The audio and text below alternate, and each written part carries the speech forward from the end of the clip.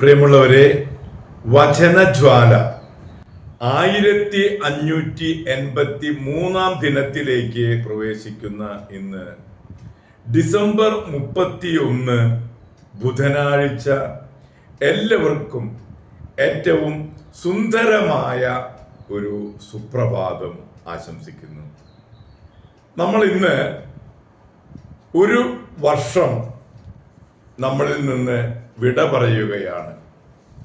2025 നമ്മോട് വിട പറയുന്ന ഈ ദിവസം,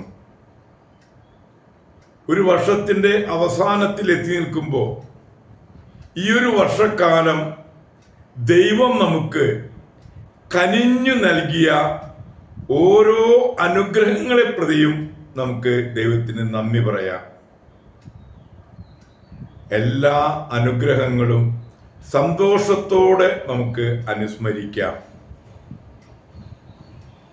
അതോടൊപ്പം ഈ ഒരു വർഷക്കാലം നമുക്കുണ്ടായ കഷ്ടനഷ്ടങ്ങളെയും ദുഃഖ ദുരിതങ്ങളെയും രോഗപീഠകളെയും ഓർക്കുകയും അത് ക്ഷമയോടെ സഹിക്കുവാൻ ശക്തി നൽകിയ ദൈവത്തെ സ്തുതിച്ച് മഹത്വപ്പെടുത്തുകയും ചെയ്യാം.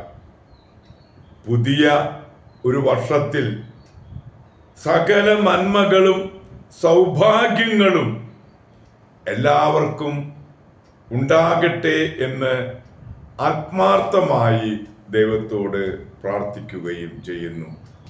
നമ്മൾ ഇന്നത്തെ വചന വായനയിൽ ഇന്ന് ഏശയ്യായുടെ പുസ്തകം 41 അധ്യായം 18 മുതൽ 29 വരെയുള്ള തിരുവാക്യങ്ങളാണ് നാം ഇന്ന് ശ്രവിക്കുക. പാഴ്മലകളിൽ നദികളും താഴ്വരകളുടെ മധ്യേ ഉറവകളും ഞാൻ ഉണ്ടാക്കും. മരുഭൂമിയെ ജലാശയവും വരണ്ട പ്രദേശത്തെ നീരുറവയുമാക്കും. ഭൂമിയിൽ ദേവദാരു, കരുവേലകം, കൊളുന്ത്, ഒലീവ് എന്നിവ ഞാൻ നടും. മണലാരണ്യത്തിൽ സരളവൃക്ഷവും പൈൻമരവും പുന്നയും വെച്ച് പിടിപ്പിക്കും. ഇസ്രായേലിന്റെ പരിശുദ്ധൻ ഇവയെല്ലാം സൃഷ്ടിച്ചുവെന്നും അവിടുത്തെ കരങ്ങളാണ് ഇവയെല്ലാം ചെയ്തതെന്നും മനുഷ്യർ കണ്ട് അറിയാനും ചിന്തിച്ച് മനസ്സിലാക്കുന്നതിനും വേണ്ടി തന്നെ. കർത്താവ് അരുളി ചെയ്യുന്നു, നിങ്ങളുടെ പരാതി കൊണ്ടുവരുവിൻ. യാക്കോബിന്റെ രാജാവ് കൽപ്പിക്കുന്നു, നിങ്ങളുടെ തെളിവുകൾ ഉന്നയിക്കുവിൻ. തെളിവുകൾ കൊണ്ടുവന്ന് കാര്യങ്ങൾ എങ്ങനെയാകുമെന്ന് കാണിക്കുക. കഴിഞ്ഞ കാര്യങ്ങൾ പറയുക. നമുക്ക് അത് പരിഗണിച്ച് അവയുടെ പരിണിത ഫലം എന്തെന്നറിയാം. അല്ലെങ്കിൽ വരാനിരിക്കുന്നത് ഞങ്ങളോട് പ്രസ്താവിക്കുക.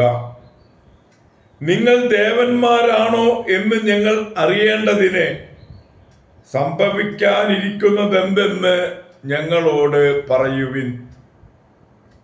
ഞങ്ങൾ പരിഭ്രമിക്കുകയോ വിസ്മയിക്കുകയോ ചെയ്യേണ്ടതിന് നന്മയോ തിന്മയോ പ്രവർത്തിക്കുക. നിങ്ങൾ ഒന്നുമല്ല, നിങ്ങൾ ഒന്നും പ്രവർത്തിക്കുന്നില്ല. നിങ്ങളെ തെരഞ്ഞെടുക്കുന്ന വൻ മേച്ഛനാണ്. നിങ്ങളെ തെരഞ്ഞെടുക്കുന്നവൻ മ്ലേച്ഛനാണ്. ഞാൻ വടക്കുനിന്ന് ഒരുവനെ തട്ടിയുണർത്തി. അവൻ വന്നു.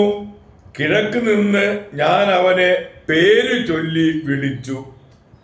കുമ്മായം കൂട്ടുന്നത് പോലെയും കുശവൻ കളിമണ്ണ് കുഴയ്ക്കുന്നത് പോലെയും അവൻ ഭരണാധിപന്മാരെ ചവിട്ടി മെതിക്കും. നമ്മൾ അറിയുന്നതിന് ആരംഭത്തിൽ തന്നെ ഇത് പറഞ്ഞത് ആരാണ്? അവൻ ചെയ്തത് ശരിയാണെന്ന് കാലേക്കൂട്ടി നമ്മൾ പറയാൻ ആരാണ് ഇത് നമ്മോട് പ്രസ്താവിച്ചത്?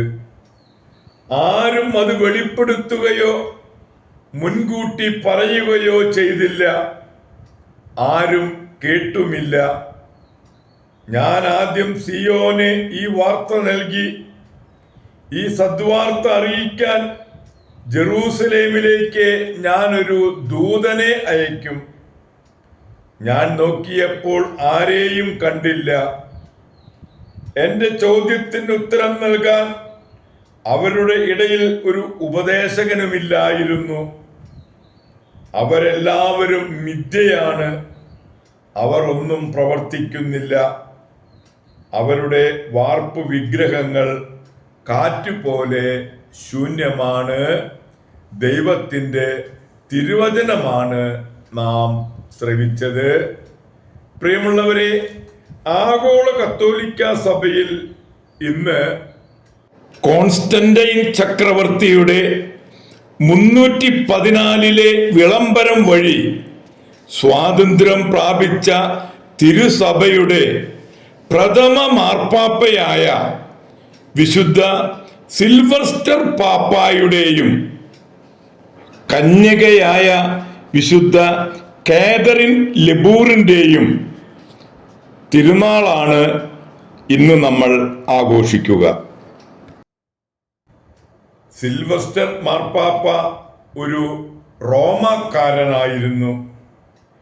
ഡയോക്ലീഷ്യൻ ചക്രവർത്തിയുടെ കാലത്ത് പുരോഹിത ശുശ്രൂഷ വളരെ കഷ്ടതകൾ നിറഞ്ഞതായിരുന്നു. എങ്കിലും ഫാദർ സിൽവസ്റ്റർ സർവരുടെയും പ്രശംസ പിടിച്ചുപറ്റിയിരുന്നു.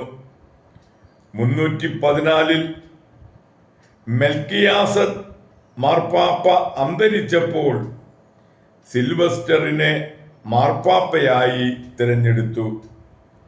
പല ശീഷ്മകളും അവസാനിപ്പിച്ചു. 65 മെത്രാന്മാരെയും 42 വൈദികരെയും 25 ഡീക്കന്മാരെയും അദ്ദേഹം വാഴിച്ചു. 21 കൊല്ലവും 11 മാസവും മാർപ്പാപ്പ സ്ഥാനം അലങ്കരിച്ച് എല്ലാ ചുമതലയോടും കൃത്യനിഷ്ഠയോടെ ചെയ്ത് 335 ഡിസംബർ 31 കാലം ചെയ്തു.